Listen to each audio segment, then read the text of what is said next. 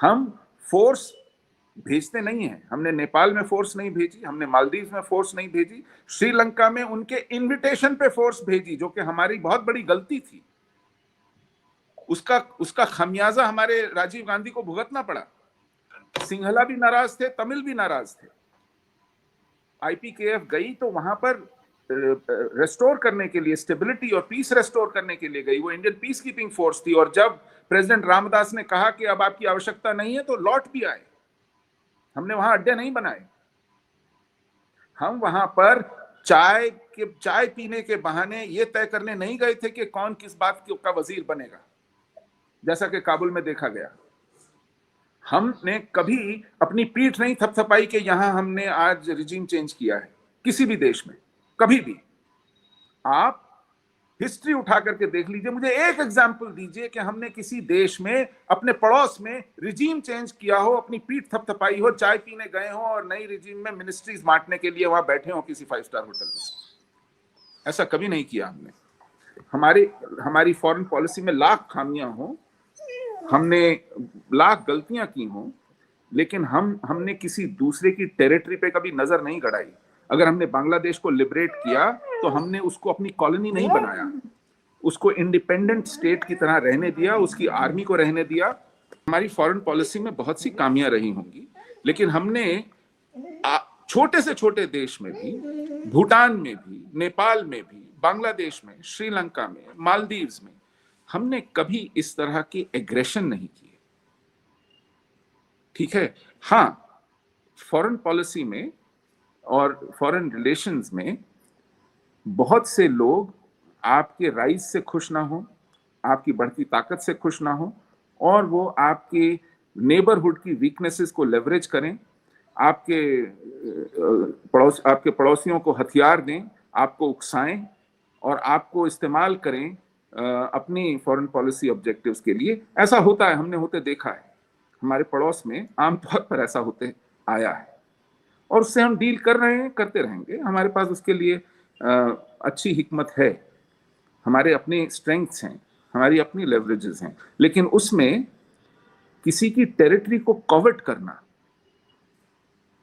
कतई नहीं है, किसी कंट्री को डिस्टेबलाइज करना कतई नहीं है, बिल्कुल नहीं है।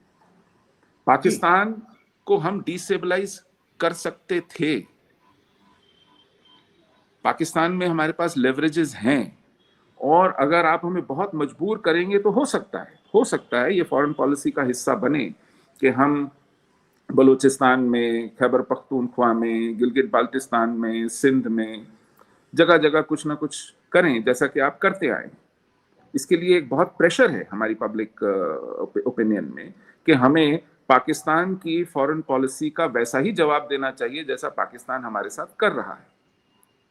लेकिन आपने हमको कभी मुंबई करते नहीं पाया होगा अपने मुल्क में, पहलगाम करते, पुलवामा करते नहीं पाया होगा अपने मुल्क में। हम वो ऐसे काम नहीं करते हैं। लेकिन अगर आप बहुत ज्यादा मजबूर करेंगे तो फिर सिंदूर जैसा काम होगा, और वो जतला के होगा, बतला के होगा, चोरी छुपे नहीं होगा। तो ये हर स्टेट के पास अपने कुछ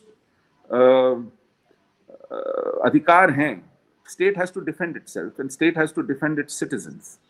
और यदि अगर in response, in reaction, in self-defense, we do something and you use that to justify your original action, then that's not tenable. आप हमारी जवाबी कार्रवाई को एक बुनियाद बनाकर अपने पुराने हथकंडों को सही ठहराएं तो वो ठीक नहीं है। जैसा कि आपने कोशिश की कि कश्मीर पर आप हमलावर हुए, हमारी किसी भी प्रोवोकेशन के बिना। हमने कुछ भी नहीं किया था कश्मीर में, तब तक एक्सेशन भी नहीं हुआ था, आप हमलावर हुए। एक्सेशन के बाद आपका हमला जारी रहा। मतलब मैं हैरान होता हूं, जवाहरलाल नेहरू ने मना कर दिया था कि कश्मीर की जो सीमा है, जो सरहद है, उसके पार आप हमलावर नहीं होंगे। हमारी फौज के हाथ बांध दिए थे, क्योंकि हम कह रहे थे कि ये पाकिस्तानी हमला है, ये रेडर्स नहीं है, इनकी सप्लाई लाइंस हैं, इनकी लॉजिस्टिक्स हैं, रसद आ रही है, हथियार आ रहे हैं, ताज़ादम फौजी आ रहे हैं, हमें इनके कमांड एंड कंट्रोल स्ट्रक्चर को खत्म करना चाहिए। ये हमारी फौज का मुतालबा था। जवाहरलाल नेहरू ने कहा नहीं, आप कश्मीर की सरहद के बाहर कोई कार्रवाई नहीं करेंगे। ये हमारा एक मौकिफ था। इसी तरह 1965 में आप हैरान हुए कि आप कश्मीर में दाखिल तो हो गए, आपको ये उम्मीद नहीं थी कि कश्मीर, क्योंकि डिस्प्यूटेड टेरिटरी, आप वहां कुछ भी कर सकते हैं, तो हम भी सिर्फ कश्मीर तक ही महदूद रहेंगे। हम जब लाहौर घुसे तो आपको एक शॉक लगा कि भारत ने फ्रंट खोल दिया है, वेस्टर्न फ्रंट। तब आपने फटाफट सीज फायर की मांग की और आपने जंगबंदी की। 17 दिन चली वो वॉर, लेकिन वो वॉर तभी थमी, अगर हम कश्मीर तक महदूद रहते तो वो आप लड़ते रहते। वो तभी थमी कि हम सियालकोट लाहौर तक पहुंच गए थे। तो अपने स्टेट की दिफा के लिए, अपने सिटीजन्स की दिफा के लिए स्टेट क्या करेगा ये स्टेट पर छोड़ देना चाहिए, लेकिन उसके जो ओरिजिनल रीजंस हैं, जो जिन कारणों से, जिन वजहों से आप उस नौबत तक आते हैं, उन पर आप नजरसानी कीजिए, उन्हें देखिए, उनको आप अपनी कॉन्सिक्वेंसेस से जस्टिफाई मत कीजिए। फिर आप कॉन्सिक्वेंसेस को लेकर फिर अपने ओरिजिनल सिन को जस्टिफाई करते हैं, वो वाजिब नहीं है। मेरा केवल सिर्फ इतना सा अर्ज करना है। आपने एक पॉइंट तो ये उठाया कि इंडिया को चाहिए था कि वो बंगाली रेफ्यूजीज को अपने मुल्क में ना आने देता। तो सर उसके 10-12 साल के बाद जो अफगान रेफ्यूजीज आए पाकिस्तान में, जिनका आजकल बहुत डंडोरा पीटा जाता है कि हमने जी 40 लाख अफगानों की इतना अरसे तक मेजबानी की, उनको क्यों नहीं पाकिस्तान ने उस वक्त रोक दिया कि भाई हम नहीं आपको अफोर्ड कर सकते, आप इधर ही रहें और लड़ें सोवियत फोर्सेस के साथ। और सर अभी देखिए, आपने ये कहा कि Lashkar Taiba is justified. I am really surprise to hear this from you. और मुक्ति बहानी के साथ आपने उसको एनालॉजी दी, उसको लाइकन किया उसको। तो सर मुक्ति बहानी के लीडर कौन थे? General Usmani, he was a Bengali. और यहाँ पे कौन है? हाफिज सईद, जो पंजाबी हैं। He never claims to be a Kashmiri. Masood Azhar कौन है? Is he a Kashmiri? और सर मैंने तो यहां तक सुना जर्नलिस्टों से कि मीर वाइज ने बेनजीर भुट्टो को वहां न्यूयॉर्क में जब मुलाकात हुई तो उनको कहा कि ये जो वहाबी किस्म के आप मिलिटेंट्स भेजते हैं ना, ये हमारे कल्चर के खिलाफ जाते हैं, हमारे मज़ारों की ये तौहीन करते हैं, उससे पब्लिक ओपिनियन इनके खिलाफ हो जाती है, तो ऐसे लोगों को ना भेजा कीजिए। और सर देखिए 37 ईयर्स हो गए इस मिलिटेंसी को शुरू हुए। आप जैसे थिंकिंग पीपल, सोचने समझने वाले लोग, उनको क्या गौर नहीं करना चाहिए कि this policy has miserably failed? अभी भी अगर आप मोर ऑफ द सेम ही करेंगे तो देखिए पॉलिसी तो पाकिस्तान ने 2002 में। एक मिनट सर, मैं एक और पॉइंट उठा दूं। तो आप जैसे लोगों को जो आम पब्लिक से थोड़ा बेहतर एजुकेशन रखते हैं, अवेयरनेस रखते हैं, एक्सपोजर रखते हैं, उनकी सोच थोड़ी सी मुख्तलिफ होनी चाहिए। मसलन मेरे एक दोस्त हैं Irshad Mahmood, he is an expert on the Kashmir issue. वो सज्जाद लोन की शादी में शिरकत के लिए श्रीनगर गए थे, आई थिंक इट वाज 2001। और जब वो वापस आए, he was a changed man. और उन्होंने हाफिज सईद के सामने भी ये बात की। तो उन्होंने कहा कि मिलिटेंसी ने कश्मीरी सोसाइटी को रुइन कर दिया है, तबाह कर दिया है। He reach this conclusion 24 years ago. और हमारी जो स्टेट है अभी तक उसी पॉलिसी पे चल रही है और कोई क्वेश्चन नहीं करता उसको। आप कहते हैं पाकिस्तान में बहुत वो है, फ्रीडम ऑफ एक्सप्रेशन है। Sir I totally disagree with it. Mahrang Baloch के साथ आज हम क्या सलूक कर रहे हैं, मामा कदीर के साथ क्या सलूक कर रहे हैं। मामा कदीर को लम्स ने बुलाया एक सेमिनार पे, लम्स यूनिवर्सिटी को फोर्स किया गया कि इस सेमिनार को कैंसिल करो। भाई अगर आपके पास इतने अच्छे आर्गुमेंट्स थे तो आप ये कहते हैं हमारा बंदा भी एक जाएगा, वो मामा कदीर को काउंटर करेगा। आपने, और कितने मिसिंग पर्सन हैं सर, हमारी अदालतें क्या कर रही हैं, हमारे ह्यूमन राइट्स एक्टिविस्ट क्या कर रहे हैं इस इशू पे। तो सर इतनी ना बढ़ा पाती है दामा की हिकायत। प्लीज अब जवाब दीजिएगा। मैं आपसे यही कह रहा हूँ ना कि इसका मतलब ये जो मसले मसाइल है, इसका मतलब इंडिया अटैक कर दे क्योंकि मामा कदीर को बचाने के लिए, या अफगानिस्तान कर दे या ईरान कर दे। बात यहीं पे घूम फिर के आ रही है कि ये जो, और रही बात इसकी हाफिज सईद या लश्कर तैयबा की, तो क्लियर कट आइडिया। तो पॉइंट है, या तो प्लेबिसाइड होना चाहिए, नहीं तो कश्मीर पाकिस्तान का हिस्सा होना चाहिए। हमारा एक गलत मौकिफ है कि पाकिस्तान का हिस्सा होना चाहिए, ये एक वैसा है एग्रेसिव जबरदस्ती का मौकिफ है। लेकिन प्लेबिसाइड हो, कोई सोल्यूशन निकले। यही चीजें जितनी छोटी छोटी हैं कि इसको एक इंडियन, वो तो दूसरी बात मैंने आपसे पहले भी कही थी बिल्कुल शुरू में, कि इंडिया में सबसे बड़ा मसला सिर्फ ये है कि दो अलग अलग वाज़ेह पैरेलल नैरेटिव चल रहे हैं, एक ऑफिशियल और एक अनऑफिशियल। हमारे यहाँ जरा ये गड़बड़ खुली डुली है, क्लियर कट है। इंडियंस कहीं पे भी जाते हैं और क्या बात करते हैं, पीपल डू नॉट नो। हमारे यहाँ वो जनरल फैज हमीद साहब गए और उन्होंने भी खुल खिला के कह दिया हाँ भाई हम तो यही चाहते थे, विच इज राइट और रॉन्ग। राइट इसलिए कि खुल खिला के बोल दिया, रॉन्ग इसलिए कि कुछ चीजें डिप्लोमेसी की भी होती हैं। तो बाकी जो बातें हैं, मैं आपसे यही बात कह रहा हूँ कि ये कॉन्फ्लिक्ट्स और ये जो बाकी, मैं एक मशवरा भी दे रहा हूँ पंडित साहब को कि अगर इंडिया अटैक कर सकता है पाकिस्तान पे तो करे, रोका किसने है, नहीं करते, कर ही नहीं सकते। अभी भी इतना शोर मचाने के बावजूद भी क्रिटिकल इंफ्रास्ट्रक्चर पे ये जो सिंदूर वाली बात है, इंडियन पब्लिक को तो नहीं पता। वहां पे there are always two narratives साथ साथ। एक अखंड भारत का नैरेटिव है जो कि हम देख रहे हैं, लेकिन उसका ऑफिशियल कोई ताल्लुक नहीं है। अब ये तो वैसी बात है कि मेरे बच्चे किसी को बुरा भला कहते रहे, मैं कहूँ मैंने तो कुछ नहीं कहा, मैं घर का सरबराह हूँ। ये जितना भी नैरेटिव बिल्डिंग है, डिग्रेडेशन ऑफ पाकिस्तान इंटरनेशनली, खुद बाहर भी जाके सब जगह पे, और बाकी चीजें छोड़ दें, हम इस्लाम से कोई ताल्लुक नहीं है क्योंकि हम फिलहाल पाकिस्तान की बात कर रहे हैं। ये जो चीजें हैं, ये एक जो बहुत बड़ा नैरेटिव है जिसका कि इंडियन ऑफिशियल से ताल्लुक नहीं है। इसी तरह मैं जो फिर कहूंगा कि इंडियंस को तो एक बहुत बड़ा नैरेटिव था ना, अभी भी लोग समझते हैं कि ऑपरेशन सिंदूर में पता नहीं इंडियन फोर्सेस आ गई थी, कहाँ तक आई थी, लाहौर में, इधर लाहौर का पोर्ट भी उड़ा दिया। लोग समझ रहे हैं इंडिया में कि ये पता नहीं कि सारे पोर्ट्स उड़ गए, सब कुछ हो गया। भाई किसी ने रोका है? आप सिंदूर 5 करें, सिंदूर 6 करें, मतलब आपसे मुराद है इंडियन गवर्नमेंट। और मैं जितना ऑफिशियल से भी मिलता हूँ, मैं कहता हूँ जी आपने करना करें, इंडिया अटैक नहीं करता। वो सिर्फ नैरेटिव बिल्डिंग करते हैं, ये अपने मुल्क में मुसलमानों को, सिखों को, क्रिश्चियंस को, इनको मारते हैं। रही बात जो मामा कदीर या इन सब की, इन सब चीजों पे जितना वॉइस फिर भी पाकिस्तान में स्ट्रॉन्ग। हाँ, मैं ये कह रहा हूँ कि जितना कुछ भी हम बातें कर रहे हैं पाकिस्तान में अगेंस्ट द जिहाद पॉलिसी 1987 की, 1987 से अब तक रेगुलरली पाकिस्तान में एक ज्यादा स्ट्रॉन्ग वॉइस है। इंडिया में तो ये वॉइस आज नहीं शुरू हुई है, 1992 से। यहाँ पे मुझे खुद याद है कि 86 से, before even it was launch, लोग मुखालफत करते थे, मैं खुद भी उसमें शामिल था। बात यही है कि पाकिस्तान में हर चीज की ज्यादा ओपननेस है कि लोग मुखालफत करते हैं against the policies of the establishment, against the policies of the state. इसका ये मतलब नहीं है कि स्टेट वही कर रहा है जो हम चाह रहे हैं, जैसे कि ट्रंप जो कर रहा है वो कर रहा है, लेकिन वहां पे वॉइसेस स्ट्रांग है। यहाँ पे इसके बरक्स इंडिया में लोगों की इसलिए इंफॉर्मेशन भी कम है, जैसे मैंने स्टार्ट में ले लिया था। लेकिन इस दोनों बातों से पॉइंट ये है कि जब तक कश्मीर का मसला हल नहीं होगा, things will not resolve, number one. Number दो, रिजॉल्व ना होने की वजह से कम पाकिस्तान में भी और इंडिया में भी जो मिलिट्री एक्सपेंडिचर्स हैं वो बहुत ज्यादा रहेंगे, ऊपर रहेंगे। बेसिक की रीजन है कि ये कॉन्फ्लिक्ट जो दोनों कंट्रीज के दरमियान में मिलिट्री एक्सपेंडिचर्स, डिफेंस एक्सपेंडिचर्स बढ़ते रहेंगे, और उसकी वजह से हमारे यहाँ जो डेवलपमेंट एक्सपेंडिचर्स हैं, सोशल साइड डेवलपमेंट है, वो कम है।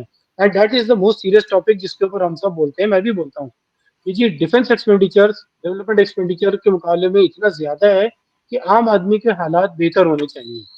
जी इससे आप भी इत्तेफाक करेंगे, मतलब इंडिया सभी लोग करेंगे, लेकिन रूट कॉज अभी भी रहेगा जब तक कि किसी न किसी हद तक सेटलमेंट नहीं होती अबाउट कश्मीर। अब इसको यूं समझ लें, इसको रिफ्रेश कर लेते हैं।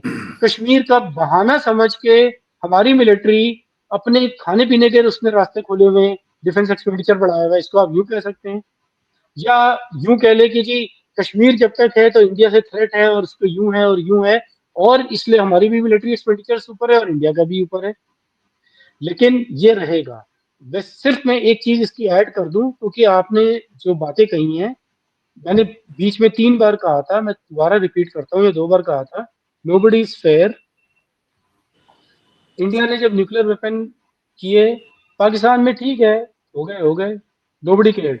लेकिन ड्यूरिंग दोस 10 डेज और कितने 15 डेज का जो कब किया था सुशील साहब इंडिया ने न्यूक्लियर ब्लास्ट, हमारे तो मई में थे 11 ना, मई 28 मई। 1998 हाँ, आपने किया था, 11 मई। 28 मई 1998। हाँ, अच्छा, अब ये जो बचते हैं ना 15 दिन, इस 15 दिन की आप स्टडी करें, सबने, फारूक अब्दुल्ला साहब ने भी, कोई पता नहीं 500 या कितनी थ्रेट्स, डायरेक्ट थ्रेट्स हर एक ने, अब ये ऑफिशियल तो नहीं है, लेकिन इसका इम्पैक्ट आता है। मैं जो बार बार कह रहा हूँ, सनी देओल की film is not an state policy, लेकिन उसका इम्पैक्ट सारे पे आता है, वहां की देखिए, पब्लिक पे भी, सब पे। एक minute, Farooq Abdullah was the CM Jammu Kashmir, और इन्होंने कोई इस दौरान 300 के करीब थ्रेट्स तो दिए थे कि अब पीओके जो है ना उस पर हमारा कब्जा हो जाएगा।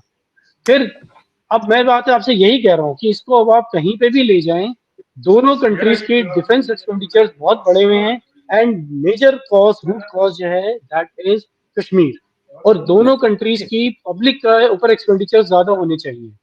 जी कलबे साहब, अच्छा, आप इश्यूज को थोड़ा मिक्स कर रहे हैं। मैं कुछ बोलूं, आप कहिए। मैं हाँ, एक दो चीजें मैं कहना चाह रहा हूं, फिर आप बोलिएगा।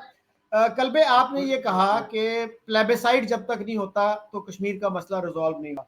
मैं सर पहले आपको रेफरेंस दे चुका हूं कि जिन्ना साहब को ऑफर की गई कि प्लेबिसाइड हम करवा देते हैं, तीनों स्टेट्स में करवा देते हैं, ही रिफ्यूज।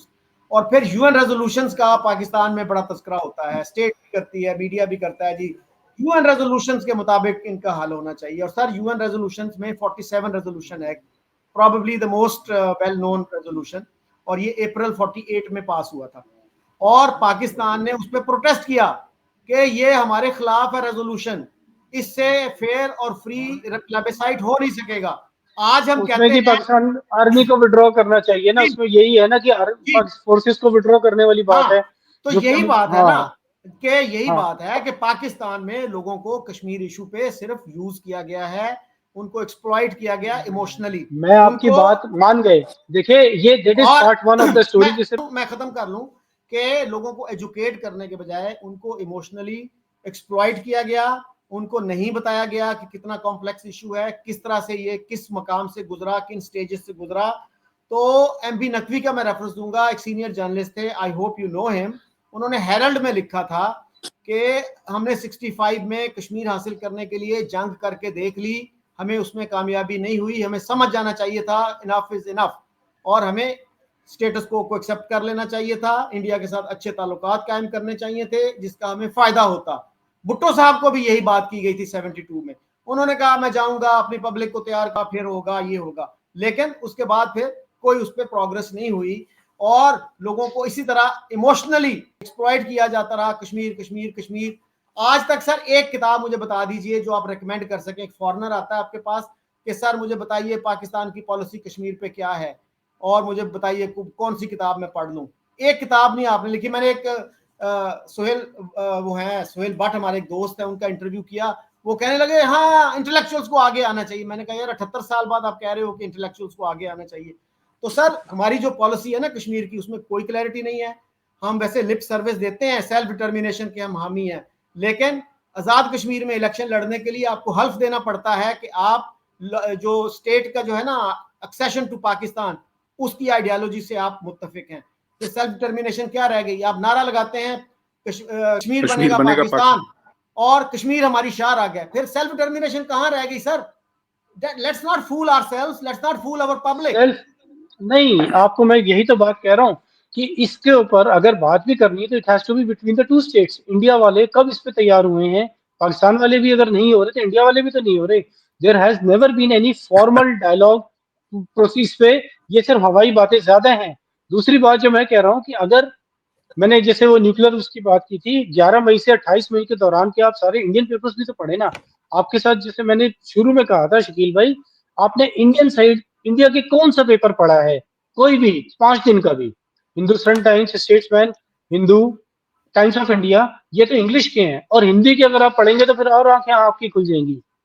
बात सिर्फ ये है, सीधी सीधी बात है कि वहां पे भी उनके एडिटोरियल्स ये सारे के सारे बड़े फेयर किस्म के प्रो लेफ्ट तो नहीं कहना चाहिए, लेकिन जरा कंपैरेटिवली राइट विंग वाली माइंडसेट के पेपर्स नहीं है। मैं आपसे बार बार कह रहा हूँ कि ये जो कश्मीर के ऊपर और जो किताब लिखने की बात है, किताब तो हम यहाँ पे किसी चीज पे नहीं लिखते। हम कोई नैरेटिव हम करते हैं, हमारे यहाँ तो मंशूर नहीं लिखे जा रहे पार्टीज के, वो छीड़े छोड़े। पाकिस्तान इंडिया का स्टेटस क्या है, पाकिस्तान की बात कर रहा हूँ, सॉरी, पाकिस्तान का स्टेटस क्या है ओवर इंटेलेक्चुअलिज्म? ये तो एक बहुत ही कंट्रोवर्शियल सी बात है कि हमारे यहाँ हर चीज में हम कोई लिखत पढ़त इस पे नहीं है। पॉइंट मेरा ये है, what is the Indian policy regarding Kashmir? They always consider कि अगर इसका मामला हल करना है तो उस पर भी तरफ से कोई बात नहीं हुई। पाकिस्तान की अगर हम इस पॉलिसी को मान लेते हैं कि हमें तो चाहिए यही कि झगड़ा रहे बस, if even if we agree to this thing, अच्छा। मान यहाँ पे एक अगर आगे बढ़ने के लिए, तो उधर से क्या है कि अब ये मोदी साहब ने फर्स्ट टाइम ऐसा किया है कि उसका स्पेशल स्टेटस खत्म करके it has been made part of India. बात ये, इससे अच्छा पहले जब मैंने बात जी। क्या, अच्छा, मैं हेलो एक साहब। मिनट एक बात सर एक कर दूं सिर्फ। अच्छा सर, ये मुझे बताइए कि एमबी नकवी ने जो बात की हेरल्ड में, वो सेंसिबल बात नहीं थी? बजाय इसके कि आप इंडिया के साथ फ्यूटाइल एक्सरसाइज करें, मुज़ाकरात हों, फिर वो नाकाम हों, जो उन्होंने बात की उस पर हमें कान नहीं धरना चाहिए था। और मैंने ये बात की थी हमारे जो फॉरेन मिनिस्टर थे, एक्स फॉरेन मिनिस्टर आगा शाही से, उन्होंने कहा MB Naqvi is a good friend of mine, लेकिन उन्होंने ये बात जो की है ना, ये पंजाबियों को कौन समझाएगा? उन्होंने ये नहीं कहा कि उन्होंने गलत बात की या अनप्रिंसिपल्ड बात की, उन्होंने कहा पंजाबियों को कौन समझाएगा, वो 60% है पाकिस्तान का। जी सुशील जी। देखिए, कश्मीर को लेकर आप एक बात क्लियरली समझ लीजिए, there was a comprehensive dialogue, उस पर दोनों मुल्क राजी हुए थे। और जब प्राइम मिनिस्टर मोदी ने एक बहुत क्लियर लाइन खींची, रेड लाइन खींची कि terror and talks can not go together, आपको टेरर पे टैप बंद करना पड़ेगा, आप हमारी कनपटी पर बंदूक रखकर हमारे साथ मुज़ाकरात नहीं कर सकते। ये बात शायद समझने में देर हो गई उनको, तो बात बढ़ गई, वरना बात करने से किसी को कोई परहेज गुरेज नहीं था। आपने ये जो जिहादी छोड़ रखे हैं, चाहे उनको आप जैश मोहम्मद कहें, लश्कर तैयबा कहें, हिजबुल मुजाहिदीन कहें, ये मर्जीवड़े कूड़ा करकट अपनी सोसाइटी का आप बंदूक थमा के हमारे यहाँ भेज देते हैं, हमें इनको मार के दफन करना पड़ता है यहाँ, और यहाँ पर खून बहता है बिल्कुल निर्दोष लोगों का, बेगुनाहों का। तो उन्होंने कहा ये बहुत हो गया, ये जब तक चलेगा तब तक किसी बातचीत का कोई मायना नहीं रह जाता है। रही बात एक मोटी बात कश्मीर के ऊपर, ये बात समझ लीजिए, और किसी को भी समझानी हो पाकिस्तान में समझा दीजिए कि हिंदुस्तान अब बातचीत के बहाने आपका खूनी होली का खेल चलते नहीं रहने देगा, मोटी बात। अब रही बात, आपने कहा डिफेंस बजट की और आपने कहा न्यूक्लियर टेस्ट की, तो मैं आपको बता दूं कि न्यूक्लियर टेस्ट हमने अपनी सिक्योरिटी के लिए, क्योंकि चाइना एक न्यूक्लियर पावर है, चाइना के साथ हमारे डिस्प्यूट्स हैं, चाइना ने अपनी मिसाइलें तिब्बत में भारत की ओर मुंह करके तानी हुई हैं। हमारा न्यूक्लियर प्रोग्राम सेल्फ डिफेंस के लिए है, पाकिस्तान को बेस्ड हमारा प्रोग्राम डिफेंस और न्यूक्लियर नहीं है। और दूसरी बात, हम एक वाहिद मुल्क हैं जिसने कहा है कि there will be no first use, हम अपने स्ट्रेटेजिक एसेट्स का, न्यूक्लियर कैपेबिलिटी का इस्तेमाल पहले नहीं करेंगे, लेकिन कोई हम पर अगर करेगा तो फिर वो अगले दिन का सूरज नहीं देख पाएगा। ये हमारा सिक्योरिटी डॉक्ट्रिन है न्यूक्लियर एसेट्स को लेकर के, तो इस पर भी आप किसी भी तरह के मुगालते मत पालिए। तीसरी बात, हमारा डिफेंस बजट हमारी जीडीपी का 2% भी नहीं है, 1.98% है। वी कैन अफोर्ड, हम इसको दुगना कर सकते हैं, लेकिन आप 1/4 बजट अपना सिक्योरिटी पे खर्चते हैं ये सोच के कि आप हमारे साथ होड़ करेंगे, और दुनिया को आटे की लाइन में लगा रखा है। 2 करोड़ से ज्यादा बच्चे स्कूलों के बाहर हैं। ये आपको तय करना है कि आपने हमारे साथ होड़ करनी है या क्या करना है। हमें अपने सेल्फ डिफेंस के लिए सिर्फ पाकिस्तान ही नहीं, चीन का भी ध्यान रखना है, इंडियन ओशियन का भी ध्यान रखना है, अपनी मैरीटाइम लाइंस का ध्यान रखना है। हमारे पास और बहुत से वजहें हैं कि हम अपने डिफेंस को पुख्ता करें, मॉडर्नाइज करें, केपेबल बनाएं। पाकिस्तान इस मुगालते में ना रहे कि हम उनके साथ किसी होड़ में, सवाल ही पैदा नहीं होता। पाकिस्तान और इंडियन डिफेंस प्लानिंग का कोई कंपैरिजन ही नहीं है। ये बात समझ, मतलब मैं आपको छोटा दिखाने के लिए या आपकी शान में गुस्ताखी करने के लिए नहीं कर रहा हूं, ये एक स्टेटेड फैक्ट है। आपकी इकोनॉमी हमारी इकोनॉमी का 1/5 भी नहीं है, अब तो शायद 1/10 रह गई है, 1/10 से भी हाँ, कम हो जी। तो इशू ये है कि आपकी और हमारी इस इशू में कोई होड़ नहीं है। अगर आप होड़ कर रहे हैं तो वो आप अपनी नुकसान पर कर रहे हैं, और कीजिए। बल्कि इंडिया में एक ओपिनियन है कि पाकिस्तान अगर होड़ में उतरता है तो उतरने दीजिए भाई। अगर आपका दुश्मन अपने आप को बर्बाद करने पर तुला हुआ है तो उसको डिस्टर्ब मत कीजिए, उसको लगे रहने दीजिए। ये एक ज़हनियत हिंदुस्तान में उभर रही है कि ठीक है, उन्हें करने दीजिए होड़, वो अफोर्ड नहीं कर पाएंगे, वो इसी में कोलैप्स करेंगे। तो ये मोटी बात है। अब इन चीजों को लेते हुए अगर आप मुस्तकबिल में देखते हैं कि कोई गुंजाइश है, तो आपको मुबारकबाद कि आप अपने मुल्क के लिए कुछ अच्छा सोच रहे हैं। लेकिन अगर आपको लगता है कि ये 2, 3, 4, 5 हमारी शर्तें हैं, इसके बिना तो तनाज़ा ही रहेगा, तो बहुत बढ़िया है। आपके साथ होने वाली छोटी मोटी जो होती रहती हैं 2, 4, 5 दिन की झड़पें, उससे हमारी फौज बेहतर तैयार होती है, उसकी तैयारी और अच्छी मुस्तैद होती है, और हमारा डिफेंस की तरफ, रक्षा की तरफ, काउंटर मेजर्स की तरफ ध्यान और अच्छा जाता है। इसका हमें फायदा ही होता है, इसका हमें नुकसान नहीं है। आपने कहा कि हम आप पर कभी हमला नहीं करेंगे। पिछले 3 बार 2016 में उड़ी पर हमने सर्जिकल स्ट्राइक्स की, 2019 में हमको बालाकोट करना पड़ा, हमने किया, और इस बार हमने कह करके ऑपरेशन सिंदूर किया। तो हमने एक एस्केलेशन लैडर तैयार की है जो हमारे कंट्रोल में है। हम जब चाहें उसको जहां तक ले जाना चाहें ले जाते हैं, उसके लिए हम आपसे पूछते नहीं हैं, और जितना जरूरत पड़ेगी उतना करेंगे। ये हमारे प्राइम मिनिस्टर ने भी कहा है, हमारी सिक्योरिटी एस्टैब्लिशमेंट का वादा है इस देश के साथ, और ऐसा होगा। और नुकसान आपका होगा। मैं अभी किसी और चैनल के ऊपर इस विषय पे बात कर रहा था, तो लोगों ने कहा कि देखिए साहब, पाकिस्तान को कितना फायदा हो गया, 10 मई के बाद उनके यहाँ प्रमोशंस पे प्रमोशंस हो रही हैं। मतलब आर्मी चीफ जो बैटल फ्रंट पे नहीं है उसको गैलेंट्री अवार्ड मिल रहा है। मतलब हमारी आर्मी में ऐसा कभी नहीं होता, हमारे कर्नल्स या मेजर्स को गैलेंट्री अवार्ड दिया जाता है क्योंकि वो बैटल फील्ड में लड़ते हैं, ट्रेंचेस में होते हैं, वो बुलेट्स लेते हैं अपने छाती पे। आर्मी चीफ को कभी गैलेंट्री अवार्ड्स नहीं मिलते हैं क्योंकि he is never on the front. आपका आर्मी चीफ तो बंकर में था। खैर, वो अपने प्रमोशंस लेते रहें, और अब वो फॉर लाइफ बन जाएं, फील्ड मार्शल बन जाएं, आप मुआहदे कर लें।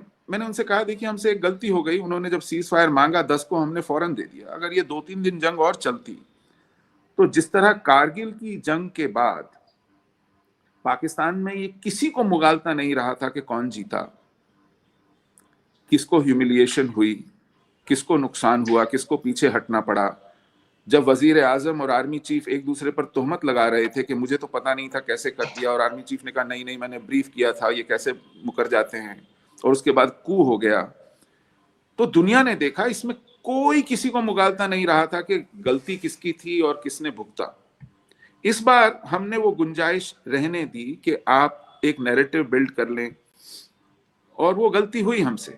मैं ऐसा मानता हूं कि अगर 2-3 दिन ये जंग और चलती, ये झड़प और चलती, और पाकिस्तान से अच्छी खासी आवाजें आती कि बस बहुत हो गया, बस बहुत हो गया, आनी शुरू हुई थी। एक रिटायर्ड जनरल ने कहा था कि अगर ये 5 दिन भी और चल गई तो पाकिस्तान के बस की नहीं होगी इसको सस्टेन करना, इसको रुकवाइए किसी तरह, सऊदी अरब के पास जाइए, अमेरिका के पास जाइए, उनको कहिए कि मुदाखलत करें और रोकें। पाकिस्तान में भी सेन वॉइसेस हैं, ऐसी बात नहीं है, समझदार लोग हैं, उनको नजर आ रहा था कि ये किस दिशा में जा रही है। हमसे थोड़ा जल्दबाजी हो गई और इसमें मौका मिल गया तो लोग इतरा रहे हैं, वरना इस मुगालते को पालना बंद कीजिए कि आप सबक सिखा देंगे, आप इसी तरह रवैये पर जारी रह करके कहीं पहुंच जाएंगे। ये आपके हक में नहीं, आपकी सेहत के लिए, आपके मुस्तकबिल के लिए, आपकी नस्लों के लिए अच्छा नहीं। इस वक्त पाकिस्तान अच्छी हालत में नहीं है। जो हम देख पढ़ रहे हैं, वहाँ से खबरें आ रही हैं, वहाँ से वीडियो क्लिप्स आ रहे हैं, जो पाकिस्तानी बोल रहे हैं। मैं बाहर जाता हूँ, पाकिस्तानियों से मिलता हूँ, ओवरसीज पाकिस्तानियों से मिलता हूँ, उन्हें शर्मिंदगी का भी एहसास है कि हमारा मुल्क किस सिमत जा रहा है, वहाँ क्या हो रहा है। और मीडिया पर कहने के लिए, आपसी बातचीत में डींगे हाँकने के लिए हम कुछ भी कह दें, लेकिन आपसी बातचीत में जब वो खुल के बोलते हैं, उन्हें तकलीफ है, उन्हें दुख है इस बात का कि खैर नहीं है, अच्छी बात। पाकिस्तान में वक्त अच्छा नहीं चल रहा है, और एक जमाना था जबकि भारत रश्क करता था, हमारे यहाँ सोशलिज्म का भूत सवार था लोगों पे, हमने इकोनॉमी को जकड़ रखा था, और पाकिस्तान में माली हालत अच्छी थी, वहां पर कैपिटा इनकम हमसे अच्छी थी। ये आज से कुछ 35-40 साल पुरानी बात है, ज्यादा पुरानी बात नहीं है। और बहुत से लोग कहते हैं कि जनरल अयूब के ज़माने में तो ये जो एशियन टाइगर्स थे, वहाँ के लोग डेलीगेशंस आके पाकिस्तान में देखते थे कि साहब हमें बताइए कैसे इंडस्ट्रियलाइज कर रहे हैं, कैसे टेक्नोलॉजी का इन्फ्यूजन हो रहा है। आपकी इकोनॉमी ठीक ठाक चल रही थी, लेकिन जब से जनरल जिया ने आपको जिहाद के डोज देने शुरू किए हैं और पाकिस्तानी आर्मी को तकवा, ईमान, जिहाद फी सबीलिल्लाह सिखाया है, एक प्रोफेशनल आर्मी से वो एक जिहादी आर्मी बन गई। और जहनियत में भी आपने जिहाद अपनी पीढ़ियों को, अपनी नस्लों को दिया है। तो आज वो जो नफरत है, वो जो जहर है, घृणा है, ये किसी के लिए अच्छी नहीं है। हम तो निभा लेंगे, देखिए मुल्क बड़ा है, 150 करोड़ हो जाएगा अगले कुछ सालों में, इकॉनमी फल फूल रही है, ईश्वर की कृपा है, और मेहनत कर रहे हैं लोग, अड़चने हैं, लेकिन हम लोग कहीं ना कहीं पहुंचेंगे। अगर पाकिस्तान का मौक़िफ़ ये है कि हम तो डूबेंगे सनम, तुमको भी ले डूबेंगे, तो ये किसी मुल्क के लिए कोई मिशन स्टेटमेंट नहीं हो सकता कि आप एक शाइनिंग मर्सिडीज हैं और मैं एक डंप ट्रक हूं, मैं आपसे भिड़ जाऊंगा, मेरा कुछ हो ना हो आपका बिगड़ जाएगा। ये कोई हेल्दी मेंटालिटी नहीं। ये तो असल में तो बात है ना, जो आर्मी चीफ ने कहा था वो बिल्कुल उस लिहाज से ठीक कहा है कि Indians they are very good in many things, नाच गाने में ठीक है, सब कुछ ठीक है, लेकिन लड़ाई झगड़े में तो अभी तक कोई रिकॉर्ड नहीं है। नाच गाने में ही ठीक है। आपने जितने रिकॉर्ड बताए हैं ना, कि आप कारगिल के वॉर में ले लें, मिग 27 उड़ गया, उससे पहले 65 में एक एयरक्राफ्ट ने सरेंडर किया, अभी इवन ये सिंदूर में भी अगर देखा जाए तो इंडियंस ही एक तरह से भाग गए ना जंग से, क्योंकि इट वाज पाकिस्तान आर्मी। सुनिए सर, अगर आपको पता हो या ना पता हो, मैं बता रहा हूं, सीज़फायर मांगा सर, आपके डीजीएमओ ने सीज़फायर मांगा, आपने दे दिया, ऐसी बात नहीं है। वो ट्रंप के और सऊदीज के कहने पे सब आप लोगों ने माना था। और अगर नहीं भी मानते, असल में क्या हुआ, मैं आपको अभी भी बता देता हूँ। देखिए ये बात नहीं है, कंफर्म किया सिर्फ कि पहले सऊदी अरेबिया के पास गए आप कि इसको बंद कराइए। सऊदी अरेबिया ने कहा भारत हमारी बात नहीं मानेगा, आप अमेरिका के पास जाइए। अमेरिका के पास गए आप, तो अमेरिका ने हमसे बात की, उनके वाइस प्रेसिडेंट ने हमारे साथ बात की और कहा कि पाकिस्तान चाहता है कि जंगबंदी हो। तो हमारा जवाब था कि हमारी चैनल्स हैं, उनको बोलिए, उनके डीजीएमओ हमारे डीजीएमओ के साथ कांटेक्ट में है, वो बोले ना हमको। तो उन्होंने कहा कि वो बोलेंगे तो आप जंग बंद कर दीजिएगा कृपया। मैंने कहा ठीक है, वो बोलें तो उन्होंने, आपने बोला नहीं, लेकिन जो वॉर लॉसेस की बात हो रही है, तो ट्रंप, देखिए ट्रंप भी झूठ बोल रहा है, सारी दुनिया, वेस्टर्न मीडिया कोई एक्नॉलेज नहीं कर रहा any kind of war achievements by Indian forces. और जबकि इसके बराबर देखिए हमारी कोई भी, हमारी क्या अचीवमेंट्स थी, देखिए हमने कहा, मैं बताता हूँ ना, रिपब्लिक टीवी अचीवमेंट को डिस्ट्रॉय करेंगे, वो हमने किया। देखिए टेरर टारगेट्स जो थे एयरफोर्स से नहीं है, एयर बेसिस, हमने पिक्चर्स टेरर टारगेट्स जो आप कहते हैं, पहले टेरर टारगेट्स को डिस्ट्रॉय करने की। मैं आपसे कह रहा हूँ ना, आपने क्या सबूत दिए हैं? देखिए टेरर टारगेट्स की जो वहां तक बात है ना, कि वो तो आगे उस डे 1 के अटैक्स, बात है कि जहां से एक्चुअल जंग वाली कंडीशन जब आई थी, जब वो क्रिटिकल इंफ्रास्ट्रक्चर यानी कि डिफेंस फोर्सेस, और सबसे पहले जो स्टार्ट हुआ था यहीं पे, हम पिंडी में ही रहते हैं, ये नूर खान बेस पे जो पहला अटैक हुआ था, उसके बाद मल्टीपल अटैक्स हुए थे मुख्तलिफ एयर बेसिस पे, वहां से लड़ाई शुरू हुई थी। जैसे जंग है, उसमें से 11 को हमने टारगेट पे लिया। और बात यही मैं कह रहा हूं कि इसी के बाद जिस तरह जंग बंदी तो बाद में हुई है, कॉल्स बाद में आई होंगी, जो फर्स्ट ब्रीफिंग थी सुबह 8 बजे वाली, उसी में ही जो उन्होंने कहना शुरू कर दिया था, वी आर रेडी फॉर फलाना ढिमकाना। क्यों? क्योंकि जो बॉर्डर पे अगर आप देखें, बॉर्डर पे हमारी तरफ से रेंजर्स, उधर बीएसएफ होती है, और पाकिस्तान आर्मी सुबह 6 बजे ही तकरीबन देवर एक्चुअली ऑन द, बिल्कुल वो एट द फ्रंट लाइन यानी एग्रेसिव पोस्चर में आ चुकी थी। अगर ये बंद ना करते तो वो बात आ रही है, तो फिर वी वुड हैव अटैक। अच्छा, और ये बात विजिबल थी। ये तो एक मतलब मैं नहीं कह रहा, देखिए लैंड वॉरफेयर तो ये हुआ नहीं, मैं यही तो कह रहा हूँ कि इंडियन आर्मी बॉस, अरे इंडियन वो, मैं कह रहा हूँ एग्रेसिव पोस्चर का है मैंने, कि वो लोग आर्मी हमेशा पीछे होती हैं, वो बीएसएफ उस तरफ से और रेंजर्स इस तरफ से, रेंजर्स कहते हैं ये जो इंटीरियर मिनिस्ट्री के अंडर होते हैं, यानी उधर होम मिनिस्ट्री और इधर इंटीरियर मिनिस्ट्री, ये लोग होते हैं बॉर्डर पे। जहाँ पे पाकिस्तान आर्मी सुबह 6 बजे उस पर आ गई थी, और इसीलिए देखिए सीज फायर होने के बाद सारी फुटेजेस आई कि पाकिस्तान आर्मी जो है टैंक्स और ट्रक्स वगैरह वो वापस आ रहे हैं। तो मैं आपसे सिर्फ यही कह रहा हूँ कि ये जो है ना, इंडिया वाले जंग शंग में हमेशा से कोई सिर्फ, हाँ, नैरेटिव बिल्डिंग अच्छा रहा है। रिपब्लिक अच्छा, टीवी से आप चलिए देखें तो उनके हिसाब से आपकी वो पिंडी आपकी पहुंच ये गए, इधर ख्वाहिश भी पहुंच गए। आपकी ये ख्वाहिश भी अगली बार पूरी हो जाएगी इंशाल्लाह। अरे मैं तो सीरियसली कह रहा हूँ, इसको ये तो ख्वाहिश करें भी तो पूरी सही हो ना, ये जाएगी। नहीं करना वरना ये अच्छा, नहीं हो करना जाएगी, हो वरना इंडिया जाएगी। ने। कल भाई दो बातें। एक तो आपने कहा कि इंटरनेशनल लेवल पे सब लोगों ने माना, सब मीडिया ने, एक्सपर्ट्स ने, कि जी पाकिस्तान जीत गया। सर एक ऑस्ट्रियन स्कॉलर हैं, मिलिट्री हिस्टोरियन हैं, टॉम टॉम कूपर कूपर। है। टॉम कूपर की जरा देख लीजिएगा वो क्या कहते हैं, और एक अमेरिकन स्कॉलर हैं जॉन स्पेंसर, उनका भी देख लीजिएगा कि वो क्या कहते हैं। वो कहते हैं India was the clear cut winner, इसलिए कि लॉसेस जो हैं वो आपको ओवरऑल, देखिए, आपको ओवर, मेरी को गुजारिश सुन लें प्लीज, कि आप जो है जहाज कितने गिरे, किसके गिरे, that is not the only yardstick, there are so many things that are considered. और दूसरी बात सर, मुझे ये बताइए कि जनरल बाजवा ने एक पीस नेगोशिएट किया था इंडिया के साथ 2021 में, फैज हमीद ने और अजीत दोवल साहब ने। तो उसमें यह था कि कश्मीर को 20 साल के लिए फ्रीज कर दिया जाए, और फिर मोदी जी आएंगे, वो एक मंदिर है हंगलाज माता का मंदिर बलूचिस्तान, वहां जाएंगे, फिर इस्लामाबाद आएंगे और स्पोर्ट्स रिलेशंस और ट्रेड रिलेशंस की रेस्टोरेशन का ऐलान करेंगे। लेकिन शाह महमूद कुरैशी जो फॉरेन मिनिस्टर थे इमरान खान के, ही प्रिवेल्ड ऑन इमरान खान के, नहीं ये बात मत मानना, लोग हमें गद्दार कहेंगे, हमें वोट नहीं मिलेंगे और हम जो है कहीं के नहीं रहेंगे। तो क्या ये एक अच्छी ऑफर नहीं थी, एक गोल्डन अपॉर्चुनिटी नहीं थी? इसलिए कि मिलिट्री एस्टैब्लिशमेंट जनरली अपोज करती है पीस विद इंडिया, लेकिन this was one of those rare opportunities कि जब उन्होंने इसका इनिशिएटिव लिया, लेकिन हमारी सिविलियन लीडरशिप जो थी that chickened out. What do you say about that?